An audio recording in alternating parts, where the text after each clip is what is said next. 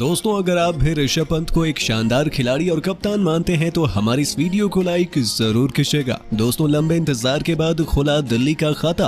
Arun Jaitley stadium में खौफनाक गेंदबाजी के बाद विस्फोटक बल्लेबाजी से उड़ा दिए कोलकाता के परखच्चे। खून के आंसू रोने को मजबूर हो गई नाइट राइडर्स। तो आखिरकार कैसे अपने घरेलू मैदान में दिल्ली ने खोला अपनी जीत का खाता? क्या कुछ हुआ इस रोंगटे खड़े कर देने वाले महामुकाबले में, जिसमें दिल्ली के सामने बड़ी आसानी से घुटने टेकने पर मजबूर हो गई कोलकाता की टीम? सांस रोक देने वाले इस महामुकाबले की पूरी हाईलाइट हम आपको दिखाएंगे, लेकिन उससे पहले आपको क्या लगता है, डेविड वार्नर और ऋषभ पंत में कौन सबसे बेहतरीन खिलाड़ी और कप्तान है? हमें अपने जवाब कमेंट में जरूर बताइए। दोस्तों, दिल्ली के अरुण जेटली स्टेडियम में अपनी पहली जीत की तलाश कर रही दिल्ली की टीम के सामने कोलकाता नाइट राइडर्स की चुनौती थी, जो लगातार अपने पिछले 2 मुकाबले हार कर आ रहे थे। और ऐसे में दोनों ही टीमें किसी भी कीमत पर एक दूसरे को कुचलने के लिए एड़ी चोटी का जोर लगाने के लिए तैयार नजर आ रही थी। बारिश के लंबे खलल के बाद 1 घंटे की देरी से खेल शुरू हुआ, लेकिन दोनों टीमों को मैदान में देखकर फैंस की खुशियों का कोई ठिकाना नहीं था। अपने होम ग्राउंड में दिल्ली ने पहली बाजी मार ली और डेविड वार्नर ने टॉस जीतकर मेहमान कोलकाता को पहले बल्लेबाजी करने का न्योता दिया। नाइट राइडर्स की तूफानी शुरुआत दिलाने के लिए बिल्कुल नई ओपनिंग जोड़ी के रूप में तूफानी बल्लेबाज जेसन रॉय के साथ लिटन दास की जोड़ी मैदान में उतरी,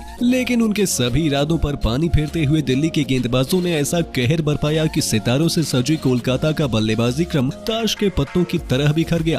जहां केवल 4 रनों के निजी स्कोर पर लिटन दास को मुकेश कुमार ने चलता कर दिया, तो फिर बल्लेबाजी करने उतरे पिछले मैच के शतकवीर वेंकटेश अय्यर को एनरिक नोरकियो ने खाता भी नहीं खोलने दिया। अपने 2 शुरुआती झटकों से कोलकाता उबर पाती, लेकिन उससे पहले ही कप्तान नीतीश राणा भी अपनी टीम का साथ छोड़कर चलते बने। उनका शिकार ईशांत शर्मा ने किया। लोगों को तो अपनी आंखों पर भरोसा नहीं हो रहा था, आखिर ये हो क्या रहा है। हालांकि एक छोर से जेसन रॉय तूफानी बल्लेबाजी कर रहे थे, लेकिन दूसरे छोर से उन्हें किसी भी बल्लेबाज का साथ नहीं मिल रहा था। दिल्ली की खौफनाक गेंदबाजी के आगे तो कोलकाता का हर एक खिलाड़ी केवल आया राम गया राम बनता दिखा। जहां 6 ओवरों में दिल्ली केवल 35 रन बना पाई थी। रॉय के साथ मिलकर मनदीप टीम को संभालने की कोशिश कर रहे थे, लेकिन तभी अक्षर पटेल ने मनदीप सिंह को भी क्लीन बोल्ड कर कोलकाता की कमर तोड़ दी थी। मनदीप सिंह 10 गेंदों पर 12 रन बनाकर लौट चुके थे और कुछ यही हाल पूरे बल्लेबाजी क्रम का रहा। कोलकाता की करोड़ों फैंस के तो पसीने छूट गए थे। वहीं दूसरे छोर पर खड़े जेसन रॉय केवल विकेटों का पतन ही देख रहे थे और उन्हें किसी का साथ नहीं मिल रहा था। रिंकू सिंह केवल 6 रनों का योगदान दे पाए और एक खराब शॉट खेलकर बाउंड्री पर कैच आउट हो गए, तो सुनील नारायण भी केवल 4 रन बनाकर रिंकू के ही अंदाज में चलते बने। एक छोर से जेसन रॉय मजबूती से डट कर बल्लेबाजी कर रहे थे, लेकिन 43 रन बनाकर वो भी हार मान गए और 39 गेंदों पर 5 चौके और 1 छक्के की बदौलत 43 रन बनाकर वापस लौट गए।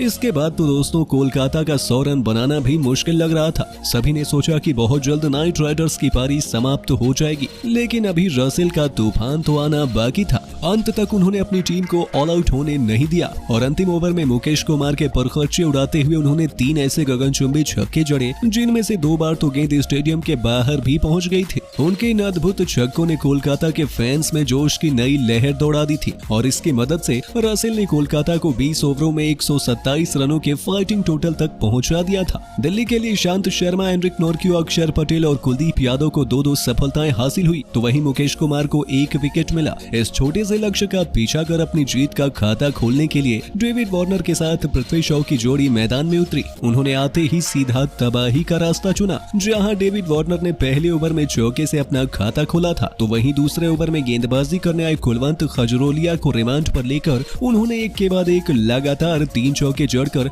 अपनी जीत की इबारत लिखनी शुरू कर दी थी। तीसरा ओवर लेकर आए आंद्रे रसेल का भी हाल उन्होंने कुछ ऐसा ही किया और इस ओवर में भी 2 चौके बरसाकर उन्होंने 3 ओवर में ही अपनी टीम को 31 रनों तक पहुंचा दिया था। ऐसा लग रहा था कि उन्हें इस मुकाबले को बहुत जल्द से जल्द खत्म करने की इच्छा थी। हालांकि पृथ्वी शॉ उनका ज्यादा देर तक साथ नहीं निभा पाए। वरुण चक्रवर्ती ने 13 के निजी स्कोर पर पृथ्वी शॉ को क्लीन बोल्ड कर अपनी टीम की वापसी करवानी चाहिए। उनके आउट होने के बाद बल्लेबाजी के लिए मिचेल मार्श आते हैं, लेकिन दूसरे छोर से कप्तान वार्नर पर इसका कोई भी असर नहीं हुआ। उन्होंने एक के बाद एक 2 चौके जड़कर अपनी टीम को अर्धशतक के आंकड़े के पार पहुंचा पहुंचा दिया था। पावर प्ले के अंतिम ओवर में तो उन्होंने तबाही मचाते हुए एक के बाद एक 6 चौके जड़े और 6 ओवरों में अपनी टीम को 61 रनों तक पहुंचा दिया था, जहां से अब दिल्ली बड़ी आसानी से कोलकाता को कुचलकर अपनी जीत का खाता खोल लेगी। लेकिन दोस्तों, आपको क्या लगता है, दिल्ली और कोलकाता में कौन सी टीम प्लेऑफ में पहुंचने की सबसे बड़ी दावेदार है? हमें अपने जवाब कमेंट में जरूर बताइए और ऐसे ही शानदार खबरों के लिए सब्सक्राइब कर लीजिए हमारे YouTube चैनल को।